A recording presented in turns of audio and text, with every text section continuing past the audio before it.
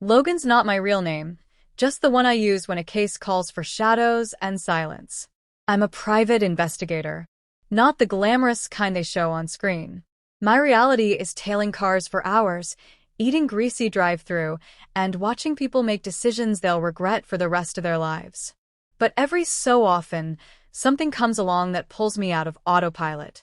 This one started with a guy named Mark, mid-40s. Rich. The kind of man who's used to solving problems with money. He walked into my office like he'd been gut-punched by someone he trusted. Jaw clenched, eyes red like he hadn't slept in days. "She's cheating," he said flatly. I've heard it before, usually from someone clinging to a sliver of doubt. Not Mark. He wasn't hoping for innocence. He already knew. He slid a thick envelope across my desk. Inside, crisp bills, 10 grand in cash, a phone number, and photos of his wife. Claire. No note. No backstory. Just facts and payment. Her name's Claire. Married 16 years. I want to know who he is. He didn't need to say more. The tension in his voice, the way he avoided her name after that, told me everything. He'd already guessed. He just wanted confirmation. Claire was striking, late 30s, elegant in that polished, effortless way that made people turn and stare. She moved with purpose. Looked like someone with nothing to hide. She was hiding plenty. By day 3, I had my answer. She led me straight to him. A sleek bistro with floor-to-ceiling glass and overpriced food. He was already waiting. Mid-30s, dressed like a magazine ad, tailored suit, gold watch, the kind of smile that said, trouble. His name was Peter. This wasn't a fling. It was a routine. When Claire leaned in close, laughed at something he whispered, her hand resting on his arm, I clicked the shutter. Not because I needed more evidence, just because men like Mark need to see it. The days that followed painted the full picture. Claire wasn't slipping up in hotel bars or after too many drinks. This was planned, intentional, rented spaces, scheduled meetings, a quick ride in Peter's car. She wasn't careless. She was calculated. When I handed over the file, photos, recordings, text messages too explicit to read in public, Mark didn't break. No yelling, no tears, just a cold glint in his eye. She thinks she's smart, he said. That's when I realized. This wasn't a man unraveling. This was a man loading the gun. What about him? He asked, flipping through the images like a menu. Peter Graham, executive at a tech firm. Married. 2 kids. Suburban life. Perfect on paper. Smug bastard who probably thought he'd never get caught. Let me guess, Mark said. His wife doesn't know. Not yet, I told him. But she's not the type to forgive. Her name was Natalie Graham. And the irony? The apartment Claire and Peter had been meeting in, Natalie owned it.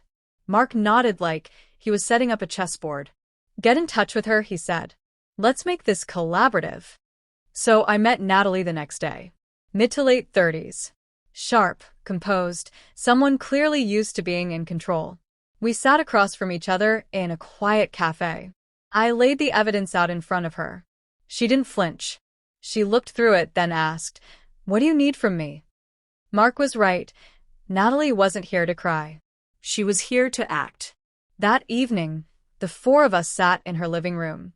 Mark, Natalie, her brother, Danny, built like a wrecking ball, and me. We had all the pieces. Danny had muscle. Mark brought legal expertise. I had the dirt. And Natalie, she had the motivation. They're meeting again tomorrow, I said. Same place. 7 o'clock. I don't need your cameras, Natalie said. I've got my own setup. I'll send you the feed. She stood, adjusted her skirt, then turned to Mark. You'll get your divorce, she said. I'll handle Peter. Your wife, do you want her exposed or destroyed? Both, Mark answered without hesitation. Natalie smiled. Perfect.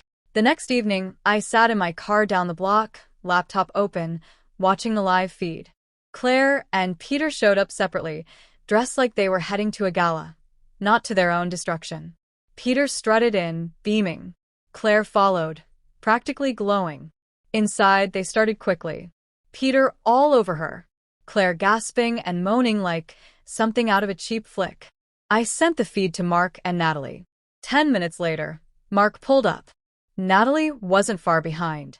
Danny in the passenger seat. They weren't there to argue. This was a takedown. Mark didn't storm the place. He knocked. 3 sharp taps. Inside, Peter froze mid-thrust. Claire jumped for the sheets, panic on her face. Peter tried to act cool. I'll take care of it, he told her, throwing on a robe and heading for the door. The moment it opened, Mark's fist met Peter's face. The man dropped like a sack of flour. Mark stepped over him without a glance and walked straight into the bedroom. Claire clutched the blanket, eyes wide. Mark, what are you doing here? His tone was calm, eerily so. Well, he said, if you're going to have sex with another man in someone else's apartment, I figured I'd stop by and say hello. Peter groaned from the floor, wiping blood from his mouth. Who the hell are you? Mark didn't even blink. I'm the husband of the woman you've been screwing. In your wife's apartment. You absolute idiot. He glanced at Peter's bleeding face. Jaw holding up? Natalie and Danny entered behind him. Natalie stared down Claire with a smile that said you're nothing. Danny stood silently, a mountain of menace. Peter tried to scramble up. Look, this isn't what it looks like. Mark cut him off. No, it's exactly what it looks like. You, screwing my wife in the place your wife owns. What I don't get is how you thought it'd end. Claire burst into tears. Mark, please, can't we talk about this? Talk. He laughed, cold, empty. We stopped talking when you decided yoga wasn't satisfying enough. No one said a word after that. There are moments in this job where everything slows, where truth strips people bare. This was one of them. Peter, in a pitiful attempt to salvage his pride, tried to stand up. You're not going anywhere, Mark snapped, his voice cold and controlled. Sit down. He paced slowly, a storm beneath the surface. Here's how this plays out, he began. Claire, we're finished. Everything I ever gave you, clothes, jewelry, money, it's all gone. Your access to our accounts is revoked. The divorce papers will be in your hands tomorrow. Don't even think about fighting it. You've already lost. He turned to Peter, his eyes sharp. And as for you, your wife has something to say. Natalie stepped forward, her heels clicking like gunshots against the hardwood. She tossed a thick envelope onto Peter's lap. Already signed, she said coolly. The house, the kids, the car, they're all mine. You? You'll be lucky if you can afford a rideshare app when I'm done. Peter's face drained of color. Natalie, please. Don't do this. She stared at him with pure frost. You lost the right to ask me for anything. You thought humiliating me would come without consequence. Mark's gaze didn't leave Peter. I could beat you senseless right now, he said, almost casually. And trust me, I'd enjoy it. But I don't need to. In a couple of days, everything you have will fall apart. Your wife's family? Not exactly forgiving. Her father's well-connected. You might want to start pricing security systems. Danny cracked his knuckles nearby. If he can afford one, he added. Mark turned back to Claire. And you? Don't think I'm done. The kids know what you are. They've seen everything. You can try explaining yourself when they finally stop ignoring your calls, if that ever happens. Claire's sobs turned to desperate, uncontrollable wails, but Mark was already walking out. Natalie and Danny followed without a word, leaving Peter and Claire behind, stunned and silent, wrecked by the damage they had brought on themselves.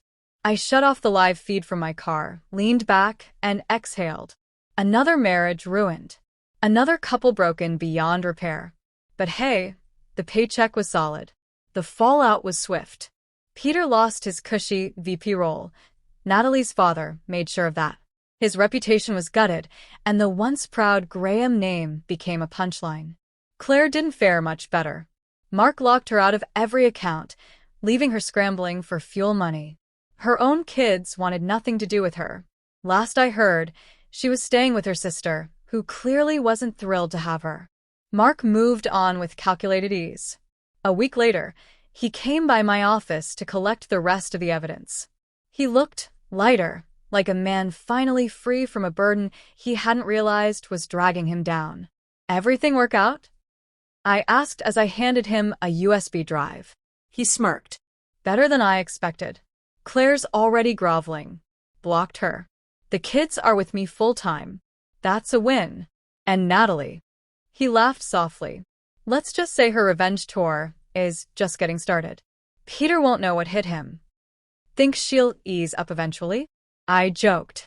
Mark shook his head. Not likely. She's a shark. He started to leave, then paused at the door. You ever wonder why people do this to each other? All the time, I admitted. He nodded slightly. Let me know if you ever figure it out. Then he was gone.